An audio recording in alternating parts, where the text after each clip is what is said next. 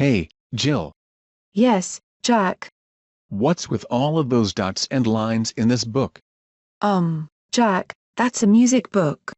I know, but it only has dots on lines and the only words are titles of songs. Jack, you do know that that's an advanced music book, right? Yup, I want to know how the musicians play on those instruments, but all that's in here is all of those dots and lines. Jack, do you know how to read music? Read music? Don't you just listen to it? How do you read a sound? I think we're going to have to get a music book for total beginners, if you're going to understand music. So, what are these lines for? Those lines are actually called a staff. Staff? Like an employee? Right spelling, wrong meaning. Okay, so, what's it used for? The staff is the foundation for all written music. The staff is a layout of horizontal lines on which we can then write out specific notes and rhythms. So, to put it simply, the staff is the baseline to reading and writing music. Exactly. Kind of like how a cone or a cup is for ice cream or how a bun is to a hamburger. I guess in a way, that is sort of true. Okay, I know what the staff is for, but what about all of those dots with the lines that are going vertical? Those are called notes. Notes? That's right. The notes actually represent a sound on an instrument. Okay, but how do you know which sound to play? You see those letters under the stuffs? I was just about to ask about those. Since letters are easier to remember on an instrument, teachers have been using the letters to help their students learn the notes. All of the letters? No, just A through G. Phew, that's good. Wait, hold on, I know there are more than just 7 notes. Even I know that. True, there are more than 7 notes. But we also use those 7 letters to represent the high and the low notes. High and low notes? Where are they on the chart? Do you see all of the C's on the 2 stuffs? Yes. Okay, so what's with all those C's? C is the main musical note that is played in nearly every musical composition. C? Shouldn't the main be an A?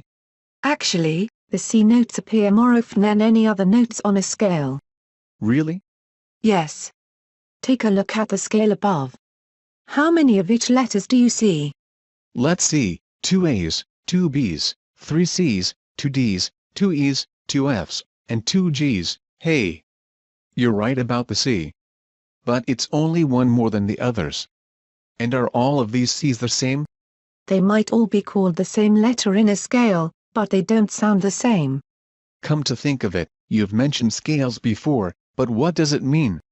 In music theory, a scale is any set of musical notes ordered by fundamental frequency or pitch. And a scale also acts as a guide when you're playing an instrument. So, depending on what notes you use the most, you can make a scale with them by ordering them from lowest pitch to highest? Very good. You're really learning today. Now let's move on to the next lesson. The difference between the C's is tone. Tone? What do you mean by that?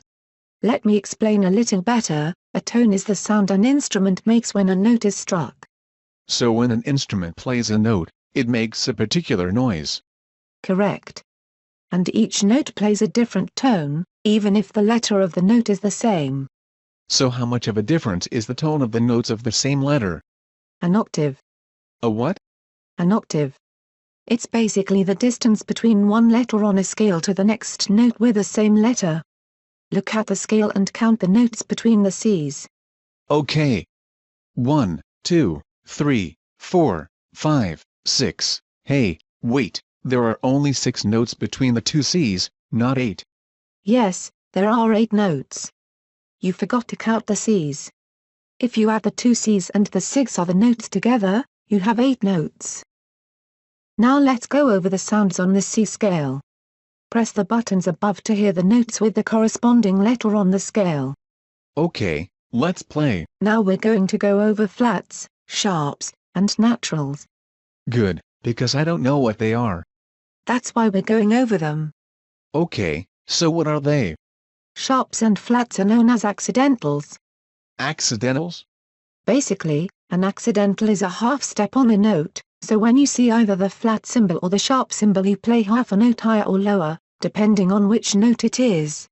Okay, so if both the sharp and the flat are half notes, then what's the difference between the two? Simple, sharps are the accidentals that go up on the scale while the flats go down the scale. Really? Yes. Take a look at the piano keys above.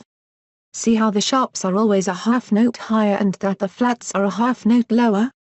On the piano, the black keys are the accidentals. Jill, wait. Why are there both sharps and flats on the black keys? Because the black keys can play both sharps and flats. At the same time? Technically yes, but it's because a black key can be played as either a sharp or a flat. What do you mean by that? Depending on what the scale tells you to play, you can play either a sharp or a flat. Look at the keys again while I explain. Okay. Let's use the first black key on the scale. See how it's both the C sharp and the D flat? Yes. It's because this key is an accidental than the C and is a half note lower than the D. Therefore, it's considered both the C sharp and the D flat. Okay, I think I understand, but what about the notes here, where there's no black keys? That's tricky, even for people who can read music. So listen carefully. Oh, okay. Depending what scale you use, the E here can be considered an F flat, while the F can be considered an E sharp. Since they are an accidental away from one another, the same can be applied to the B and C here. Do you understand, Jack? Kind of. It's a little confusing. Sharps and flats can do that to you. But, what's this symbol? That's a natural sign. I guess it does look like a lightning bolt, but what's it have to do with music? A natural sign basically tells you to play the note as it is, or its natural sound. You see it when you're told to play a note as a sharp or a flat for a long time within a musical piece and you need to play the natural sound of the note. Oh, okay. So these symbols are pretty important in music. They are, in more ways than one. Alright, now, we're going to go over the speed in music. Another word for speed in music is tempo. Tempo? Tempo gives you the mood or pace of the musical piece. Have you noticed that you become happy when you hear peppy and upbeat music while you get a little sad when you hear slow soft music? Now that you mention it, yeah, that actually does happen to me. Maybe that's why I always smile when I hear the song Happy by Pharrell Williams. Well, it is a peppy and upbeat song that does bring your mood up. But we should probably get back to the lesson now. You see the metronome above? Oh, so that's what that thing's called. Yes, but do you know what it does? I know it makes a ticking sound when the stick part of it swings back and forth. That's true, a metronome is any device that produces regular, metrical ticks, beats, or clicks, basically, the beats per minute. The ticks represent a fixed, regular aural pulse. And that stick is called a pendulum. And you can change the beats per minute by adjusting the weight on the pendulum. Wow, who knew such a small thing could be so important? Now we're going to go over the types of notes in music. What do you mean by that? Note types basically tell you how to play the note, like how long to hold the note or how fast to play the note. So these note types give you the tempo of the song, right? Yes, so let's go over the first note type. This is called a whole note. Looks pretty empty to me. Jack, focus, you need to know what these notes mean if you want to read the music correctly. Sorry. When you see a whole note, you play the note for a beat. Beat? How do you know how long a beat is? A beat is however long it takes to play a rhythm. Tap your finger on a surface and count how many times you hit the table with just your finger. Okay, let's see. 1, 2, 3, 4, 5, 6, 7. Wait, does that mean the beat I'm creating goes up by 1? Yes, it does. You're really learning today. I guess. Oh, come on, you're doing great, Jack. Thanks. Okay, the next symbol is called a half note. I'm going to guess you play that note for half of a beat. That's right. And this is a quarter note. Any idea how long you play that note for?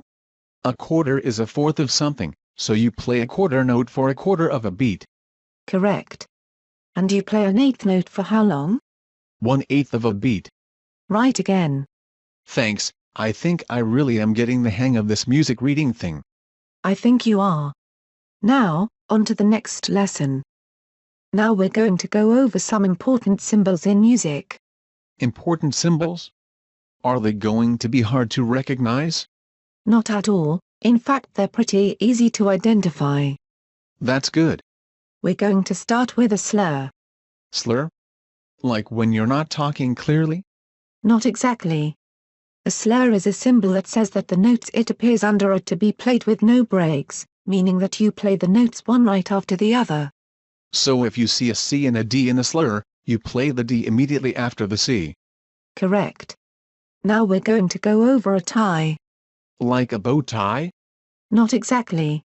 A tie is a curved line connecting the heads of two notes of the same pitch and name, saying that they are to be played as a single note with time equal to the note's values. That sounds a lot like the slur.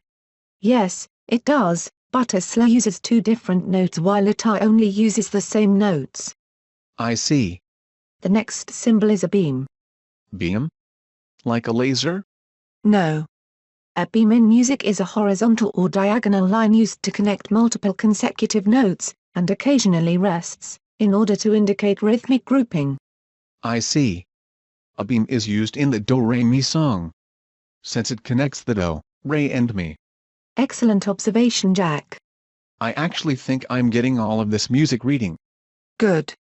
Now, on to repeat. Oh, no, you don't have to repeat the lesson for me, I was able to understand it the first time. No, silly. The next symbol is the repeat sign. Oh, whoops, sorry. No need to apologize, I can understand your confusion. Anyway, the repeat tells you that a section should be repeated. If the piece has only one repeat sign, then that means to repeat from the beginning, and then continue on, or stop, if the sign appears at the end of the piece. Another repeat sign that is facing the other direction tells you where the repeat is to begin. So, the repeat is used when a section of music needs to be done again. Correct. Now next up is the legato symbol. Legato? Sounds French. It actually is. Legato is French for tied together.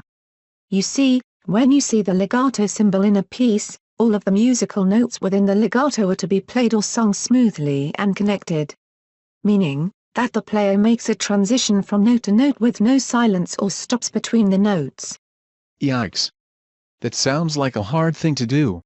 Yes, it does, and it is sometimes, but it really depends on how many notes are in the legato and how far apart each note is from one another. I take it even professionals have trouble with legatos. Yes, but they practice a whole lot just to make it look easy. I think I understand. So, what does a squiggle mean? Oh, that squiggle is called a rest. Rest? Why is it called that? It's called a rest because it tells you to stop playing for a beat before you start playing again. I see, so it's telling you to take a short break from playing for a bit, right? In a way, yes. Now we're going to put all of these notes together to play a familiar musical piece. You'll recognize this piece pretty quickly. Press the buttons here to play the notes on the stuff above in the order you see them. The sheet above has already been lettered for you, and don't forget the accidentals if there are any.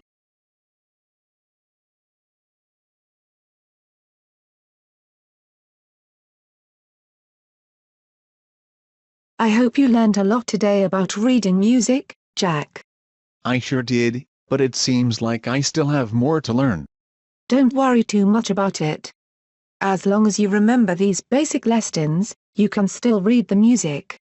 But I do suggest to learn a bit more before you can completely read all the notes in Beethoven's Moonlight Sonata. Oh.